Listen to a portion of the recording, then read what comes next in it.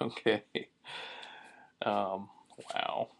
Cool. Okay, so first of all, as an object lesson in how it is I might do things that go against my better self-interest in terms of attempting to be hierarchical, I make videos parasitically analyzing what it is you say. Now, look, I catch a shitload of heat against that, so how is that in my best interest, right? So if I say that I do behaviors all the time that work against my own better self-interest, then they'll have to take my word for it, I suppose, because uh, like I said, I privatize videos, I shut down my channel, I zigzag all over the place. I'm not a master, I'm a jack of many aberrant trades, so to speak, and a master of none. And so, take that. As far as why your channel runs, you have a particular depth, you're consistent enough, and you're carrying through quite a considerable depth of consideration on language. And so in order to draw from this sea of information that you put forth, that's why you're attractive, is because there's information to fish out of your channel as opposed to other channels.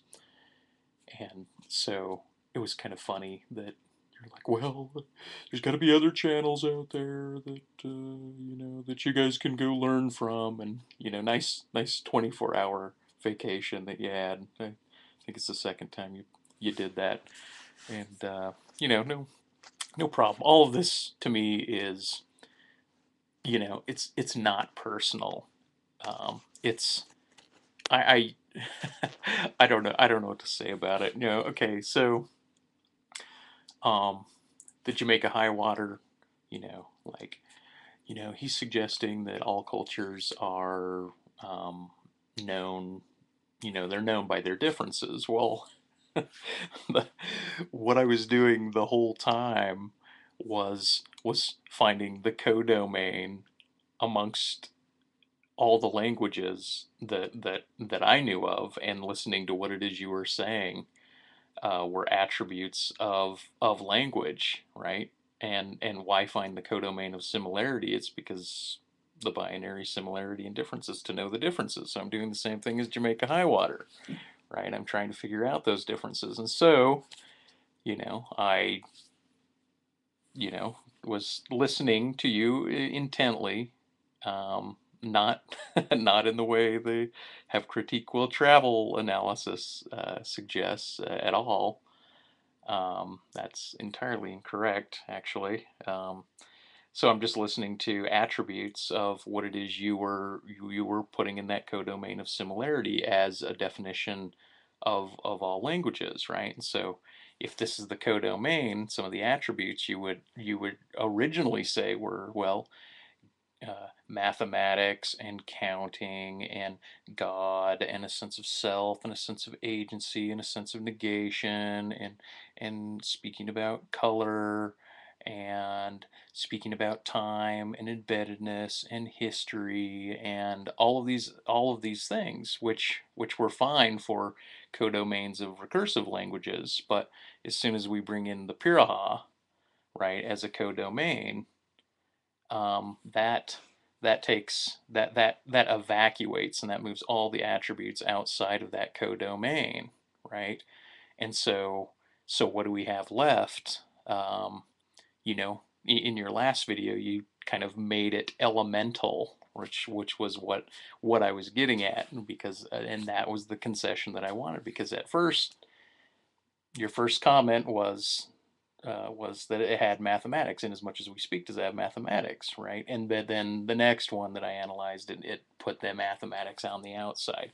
I'm suggesting also that hierarchy itself is part of the Western recursive consideration of language. It's recursion is, or recursion and hierarchy are on the outside, and so these are descriptions that we place inwardly into their field, because they're so radically different, kind of like you described that Aboriginal Australian culture not having time, you know.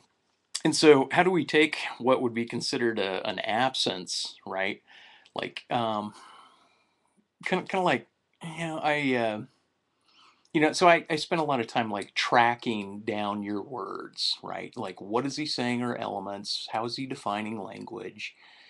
And and so I'm guilty of kind of taking an epistemological uh, approach and creating a bucket. You know, okay, here's a bucket. These are all the things he's defining as language. These are all the things that he's stating, you know, as attributes of language. And by trying to track your words, I ran into frustration when I would hear qualifying words, because it would kick me from my tracking you, right? It's what made you ambiguous, is that it was hard to pinpoint you down. And instead of realizing like I was getting frustrated trying to chase your qualifying words, I realized like, wow, that's what he's doing to, to centralize his thought on these matters, and to remain non-dogmatic. Okay, but nevertheless, the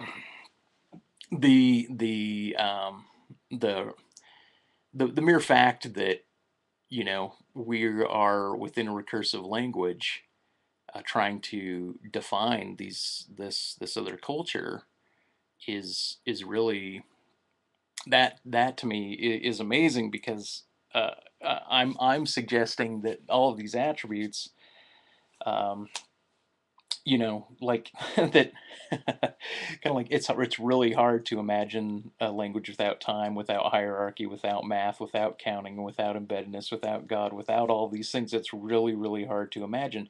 So much so that to use Indo-European recursive language descriptions to point to uh, point to absences of these attributes in another language is is paradoxical, in that it drags along, leads many things into that description. For example, okay, my example, like, they have, in the first case, you're hanging on to mathematics, right? And then finally I get the concession. Now it's about hierarchy, and I'm saying, look, these guys do not have a embedded basis of value comparison, right, in order to progenerate a hierarchy, right? and so I laugh at the idea, like, yeah, are some people better? Yeah, in our recursive language we can make these valuations, right? But once again, we're trying to utilize our recursive attributes to define something that's apparently absent in theirs, right? So if somebody goes down there and if they have a fisherman that catches more fish than somebody else, it's not like the rest of their community is saying that person is more valuable than the person that didn't, that caught fewer fish. They might not even, make the comparison in terms of difference of amount, because they don't even count, right?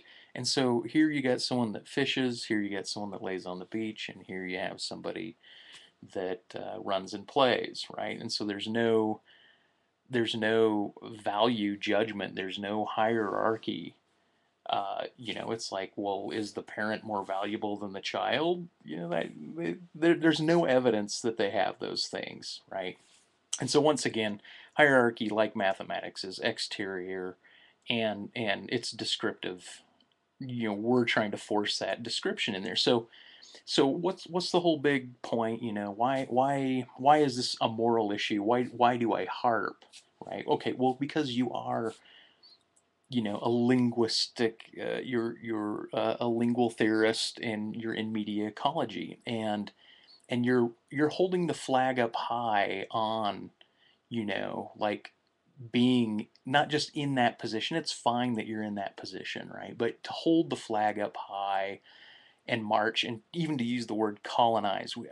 I have the goal to come on here and colonize YouTube. It sounds so manifest destiny. So if the very ideology of you not being able to remove or see that the recursive languages are the ones that are making these attributes, if you're going to promulgate that idea, then it's a little bit different than Daniel Everett going into the field, right? He's actually the one causing the quantum issue of, if you observe the phenomena, then you're going to affect the observation just by observing it, right?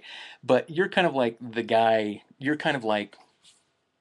holding the flag and maintaining the idealism of, well, the language must have math and it must have hierarchy, right? And now the problem is, these are, originally I had problems with you using the word we, right? And then I was trying to reflect, well, why do I have such a problem with him using the word we? And I realized, you're using it in terms of like the ontological practices of community and media ecology. You're not really, running with, logic and syllogism. And so, on one hand, the eidetic image in terms of, or the proto-geometry in one's mind as being the borderline between, are we physiologically capable of having this, of like acknowledging a non-private language of, oh, I've got a pentagram in my mind. Well, how do I know that? Well, I have to draw out the shape of a pentagram,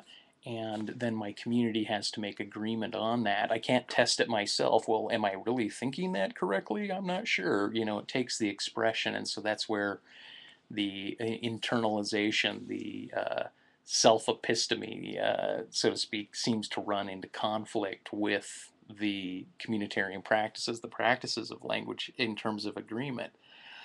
At least that's where I see the problem. And so your use of the word we appears to me to be, like, who are you speaking for? We have one organism who keeps using the word we.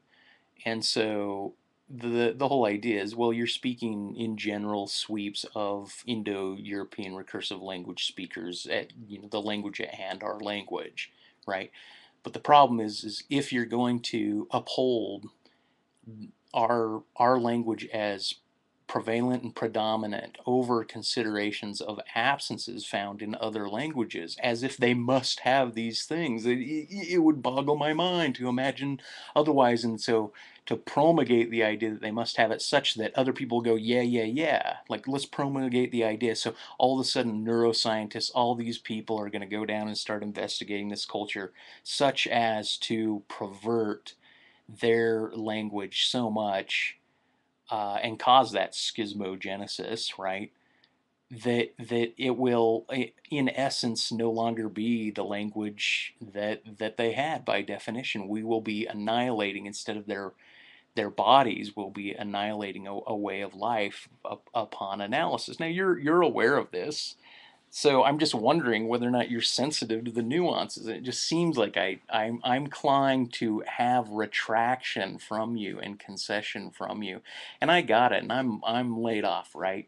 It's just, and like I said, I don't even want to post against your channel. Yeah, I'm functioning. I'm talking to you more like an echo chamber, and so I apologize if you've taken what I'm saying so seriously, right? I'm like droning on ideas, like, it's more theatrical. So I run into a problem where I'm exhausted in trying to track what it is you're saying, define what it is you're signifying, right? If I approach you in that manner, I run into exhaustive ends, and I retract into an impassioned theatrical approach, right? Where my very process of doing that, you've taken a type of offense to it, and so I'm not certain what to make of that, and you bow down and hope to, it's almost like, well, is admonishing really a part of language, or are you just waiting for the community to admonish me to prove